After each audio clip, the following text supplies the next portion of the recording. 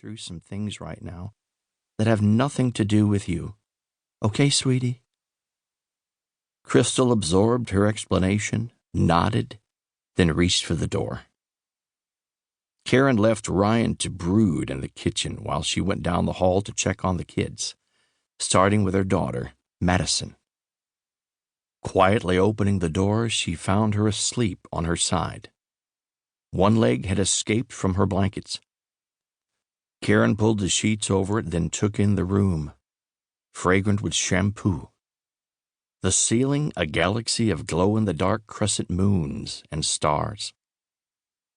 In the dim light, Karen surveyed her posters of singing idols, shelves populated with her stuffed bunnies and bears, her phone in her hand. Taking care, Karen gently pried it from her daughter's fingers and set it on her night table. Kids these days. Karen's heart ached a little because, like her brother, Madison was growing up fast, and Karen was not ready to see her little girl become a full-fledged teen. Lately, their arguments over Madison wanting to date boys were becoming more pointed and echoed in her mind. "The answer is no. No dating. You're only 12, Maddie." "I'm mature for my age. You don't understand anything, Mom." Karen smiled, a tired mother's smile as she gazed upon her. "Oh, I understand, sweetheart. There's so much in this life you've yet to learn, believe me." Tenderly, she stroked Maddie's hair. "Bottom line, kiddo, I love you more than you'll ever know." Karen closed the door, stepped across the hall, and opened the door to her son Tyler's room. It was all hardcore boy.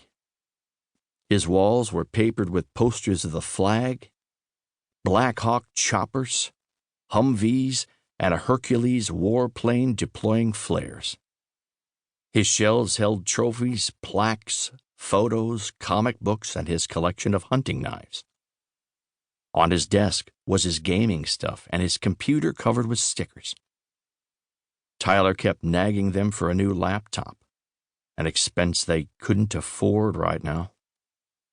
Karen met the empty eyes of the skull on his bookshelf, a full-size plastic model he'd gotten from a friend. "That thing always creeps me out." In one corner, Tyler's skateboard rose like a rocket from his clothes heap. Karen touched one photo she'd taken the time they went camping near Lake Placid. Tyler and Maddie laughing their heads off. Tyler's arm was wrapped around Maddie. Now here he was sleeping on his stomach, Maddie's big brother and protector. "Love you, sweetie." Karen kissed his cheek and left, closing the door behind her and reflecting on her life. Maybe it wasn't perfect, like in movies and books. And maybe I'm not perfect. Who is? So her dream of being a nurse instead of a grocery store cashier didn't come true. So they were facing tough times with Ryan's business. Karen was still thankful, acknowledging that while she didn't get what she wanted, she had what she needed, and considered herself a blessed woman.